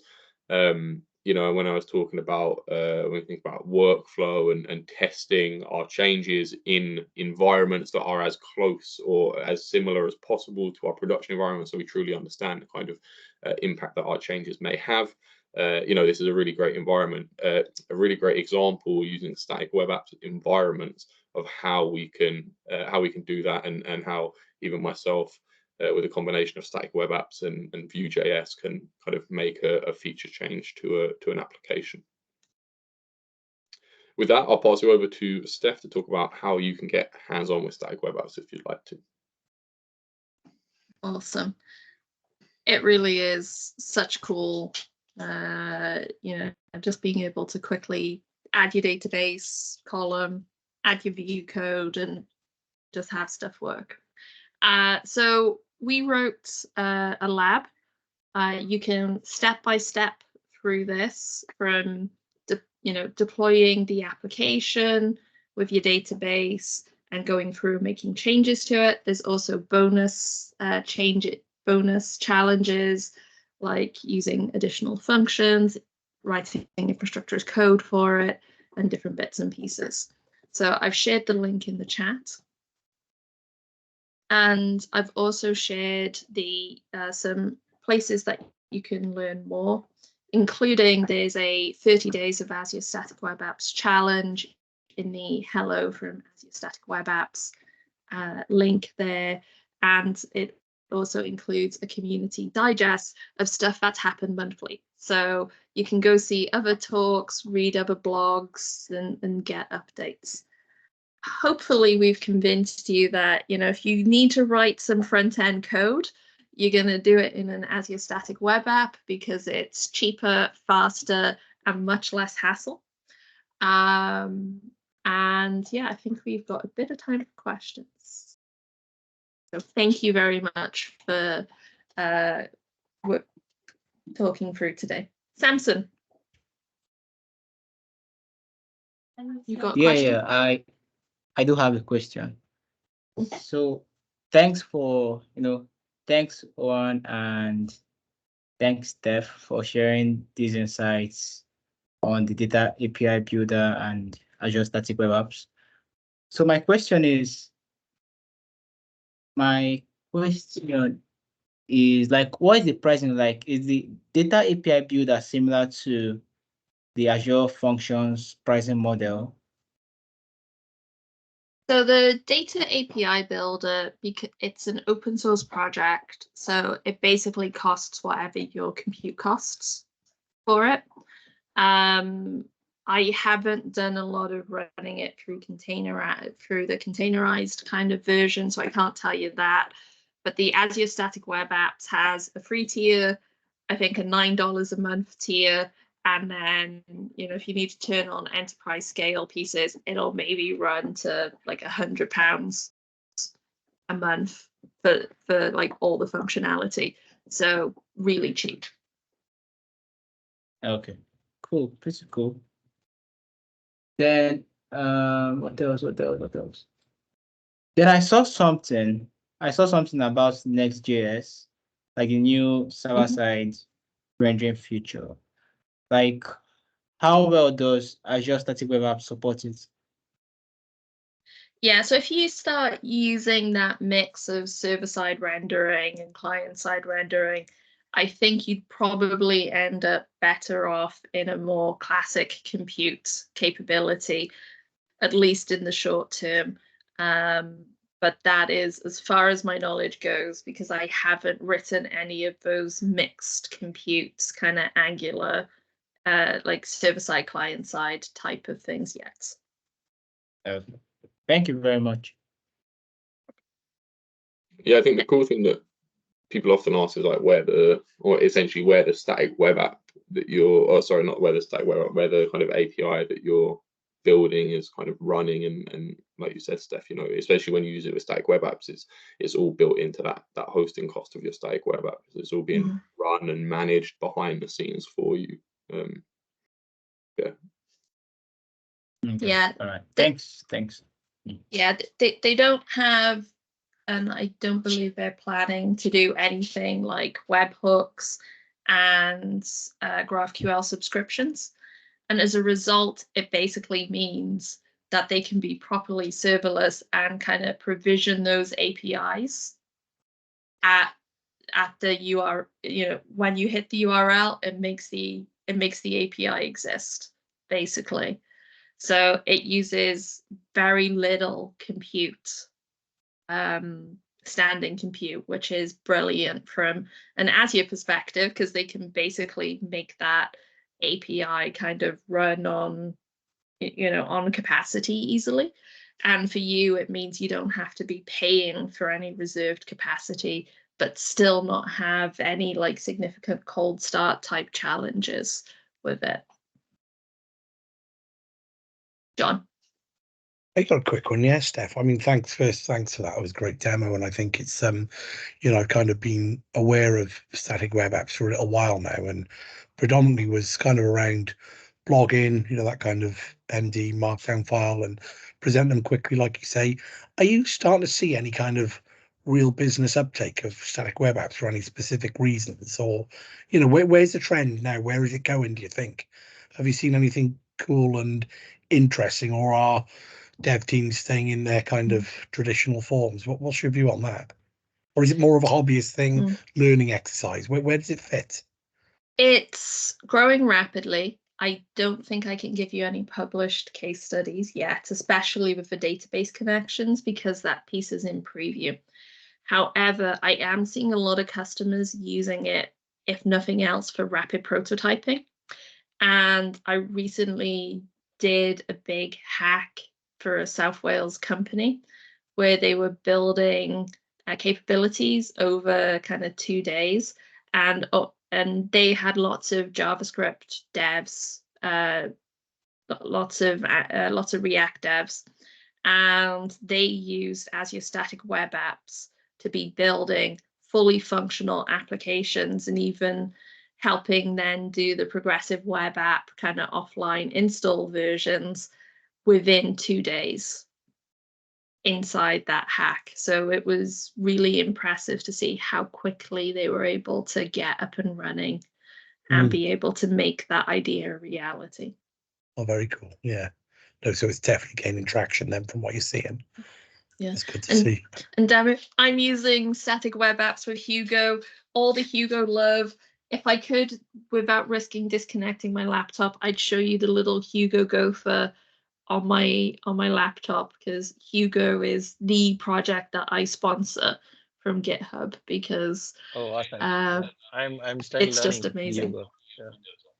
I'm the more of a best. data person, and you know, I'm trying to learn Hugo and trying to use that to help my son to do a web app for his travel business. So I'm just trying to learn that to use it. So that's why I was thinking, you know, why not use Hugo with this one? Maybe I'll ping you later and learn from you. So it's good. Yeah, if there is any absolutely. resources, if you could just point me to, that'd be great. In fact, I need to blog more, but I can show you my GitHub repo. Awesome. Because I created a custom Hugo template that uses the AMP framework from Google, which is designed to get you up the SEO rankings, because you have a super light website that has like less than 70 kilobytes of CSS kind of thing, instead of megabytes of JavaScript. Yeah, I would definitely use that, you know, for his website. Sure. I have been very bad on this blog because it was just for me. I don't have a README, but you can see the GitHub workflow and things like that for the CI/CD. Awesome. Thank you for that. So I'll take a look at it. Samson. And I'm gonna let Owain handle a question, because I realized I've been enthusiastically gushing over all the tech. It's far more your. So one question I have is, like, what would you advise someone that wants to build a real-time application? like something that has to deal with WebSockets, would you advise the person to go with the classical web application or use Azure Static Web Apps? I haven't done enough with real-time notification type things like PubSub type activities. So I suspect Matt might be the best person to answer this question, because I think you have the perfect app next, right? I do, in fact. Yes, absolutely. So the quiz app we're going to be using in a minute is all WebSockets based. Wow. And it's using SignalR as the back end for it. Now, the one limitation I've found with static web apps is that there's a SignalR trigger for functions, but it's not supported in the function that comes with Azure Static Web Apps, the default one. So you have to then bring your own function to be able to do that work, right? Which you can do, and it's a very common pattern. And then the costing kind of goes a bit weird, wonky then, because now you're paying for static web apps and paying for some compute service as well. So you just have to be a bit mindful of it, about what you're trying to do. But yeah, SignalR is the thing to go and look at if you want to go and see any kind of like WebSocket communication, particularly with Azure. Okay. Yeah. Right. So Thank you. the SignalR is like £100 a month. Is You can do it cheaper than that. You About can do it 30 cheaper than that. Yeah. And then the Azure functions, if you run on the consumption plan, you get something like 100,000 calls for free in a month. Yeah, that we do a real-time. In my last company, I built a real-time data warehouse for a logistics company that's kind of pan-Europe, and between their database and the Azure functions for doing things, it costs them less than £200 a month to maintain the data warehouse. So you can run this stuff incredibly cheaply. Yeah, I think the quiz app, I think it cost me something like £30 a month, and actually I could probably cut that down by scaling some things like SignalR down, because that's the bulk of the cost. That's probably £25 of those costs. So.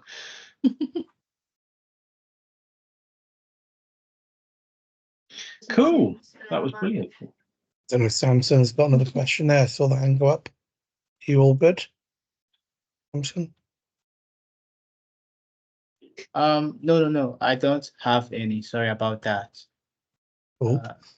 Well, look, I mean, before everybody drops, I wanted to say thank you, huge thanks to Steph and Owain, of course, for this presentation. So no thanks, guys. Really appreciate the talk and giving up the time and coming on and teaching us all something new, which is always a good thing. So look, everybody stick around. Yes, please do. Round of applause via the emoticons. Is that what we call them now?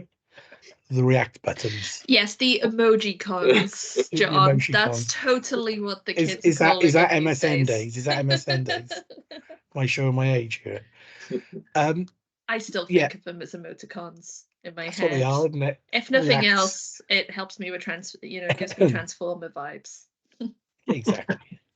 Well, look, I think we've got just the thing now then to kind of bring both both talks together now, right, Matt? Absolutely. Yeah, a bit of app insights. I might even, it depends on if we've got time, I might even show some of the app insights off the back of it. Don't show my answers, okay? As long as you don't show my answers, then we'll be fine. So let's go and bring this up now, and if everyone can have their browser ready, I shall press the button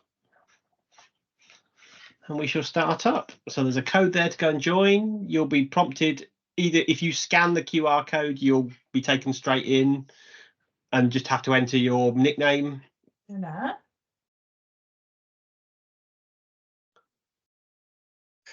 are we doing tonight, Matt? 1 or 2 prizes? It's Christmas, remember? We do it. Yeah, let's do a 2. Go on then. So £25 Amazon voucher for first place and second place, is it? I don't know why sometimes it doesn't load the emoji there. It's always weird. Happened the other day as well.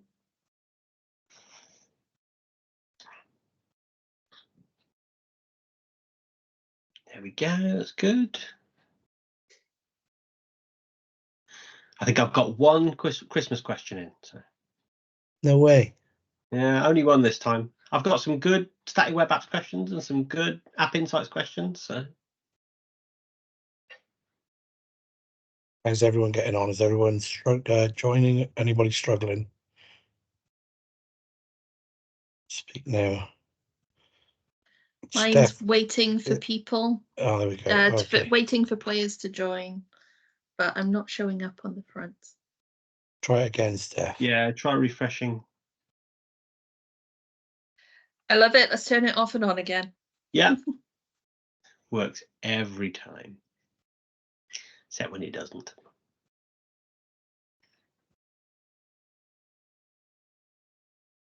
What browser are you using out of interest, Steph? Using Edge? Indeedy. Good. I started using it a lot like 4 years ago. Yeah. And some of the once it had the profiles piece, because that was something is absolutely necessary for me in Chrome to be able to manage those different identities in a sandboxed way. And now like the vertical tabs and like they're putting in a free 5 gig a month VPN and the accessibility pieces and like the shopping bit saves me cash on a regular basis, and just it's doing really good. And of course the Microsoft search for the work search, just finding things so good. And now Copilot. I'm actually excited about browsers now. Yeah, it's pretty good. Pretty good. It helped me write some of these questions. So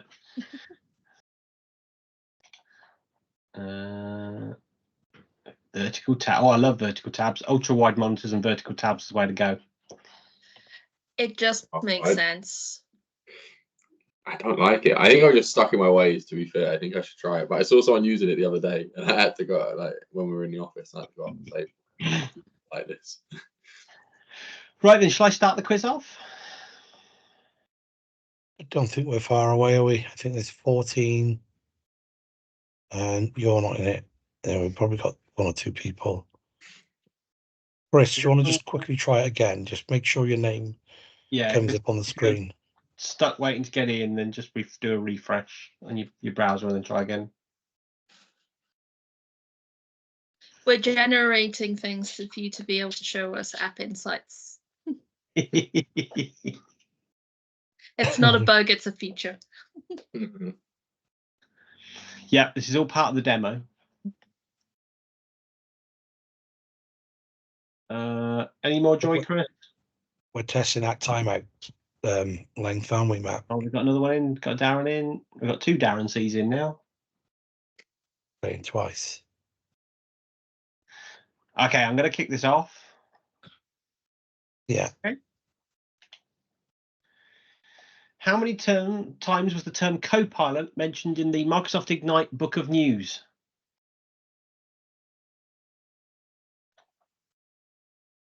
Sorry, for some reason I don't see myself there. Yeah, I'm sorry, Sam. Unfortunately, the quiz has started now, so I can't without. Okay, no problem. Apologies to that. Yeah, sure. So the correct answer was 289 times. I think AI was mentioned something about 350 times. Which of the following is not a large language model?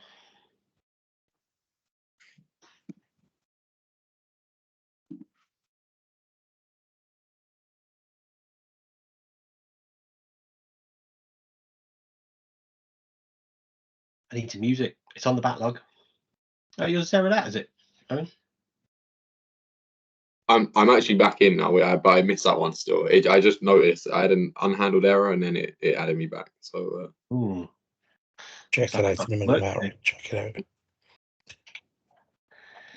What's the name for the new Azure Cloud Native chip based on ARM? This is who was paying attention during the Ignite announcements last month.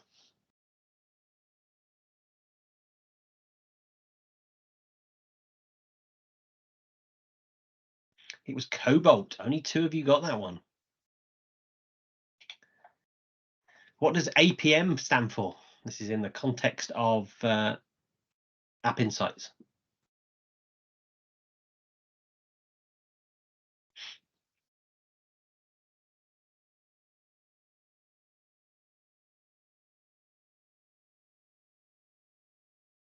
Application Performance Management. Yes, well done, everyone. Which of the following is not a telemetry type in App Insights?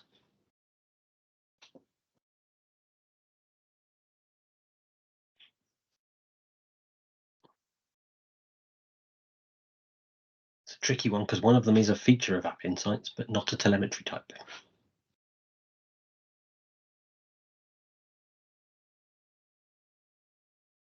The answer was funnels. They're very handy actually in App Insights. I will say that for finding out what's happened, what your user journey is like. How long is aggregated data stored in Azure for by default? And this is for App Insights, by the way.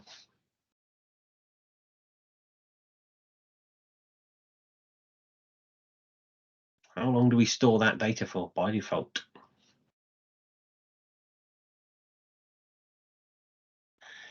The correct answer is 60 days.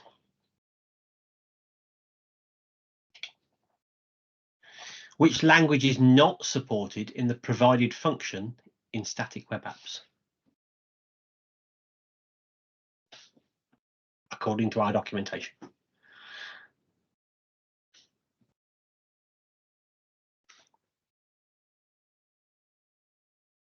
The answer is Java.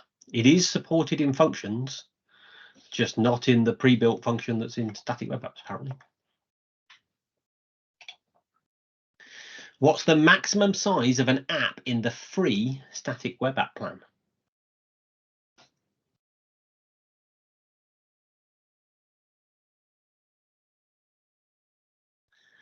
It's going to be a guess.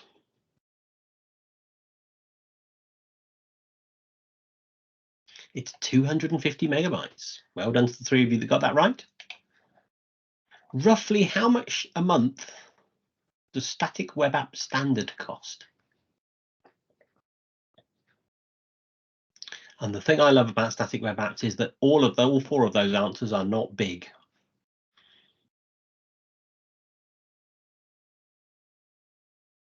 Costs £7 a month, apparently.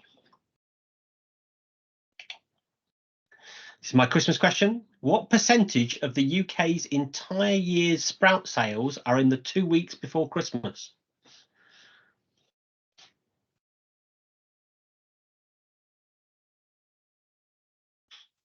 Which wasn't as high as I thought it was going to be, actually, I must admit. It's 25%. One of you got that right. I thought it would be much higher, because who buys Sprouts any other time of the year?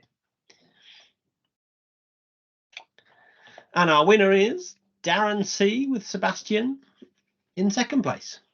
Congratulations, both of you. Good work. Guys, if you want to drop me your email addresses, hopefully I think if that's, well, Sebastian, I know we're connected. Darren, if that's the Darren I'm thinking it is, I think we're connected. Drop me your email address either on LinkedIn or Twitter, one of the platforms.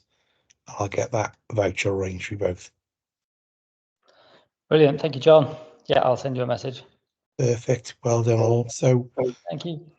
well, look, let me quickly, I know we've gone over time a little bit now, but that's not a problem. Let me quickly just wrap things up for this month's session then. Get my slides back on the screen. Look, first, big shout out to all our speakers. Like, thanks so much to Samson, to Steph, to Owain for coming along and sharing us all your knowledge on the areas that we've been through tonight. Really is appreciated. It's like anything, people giving up their time to come and teach us something new is always well respected. So thank you for the two awesome talks for tonight.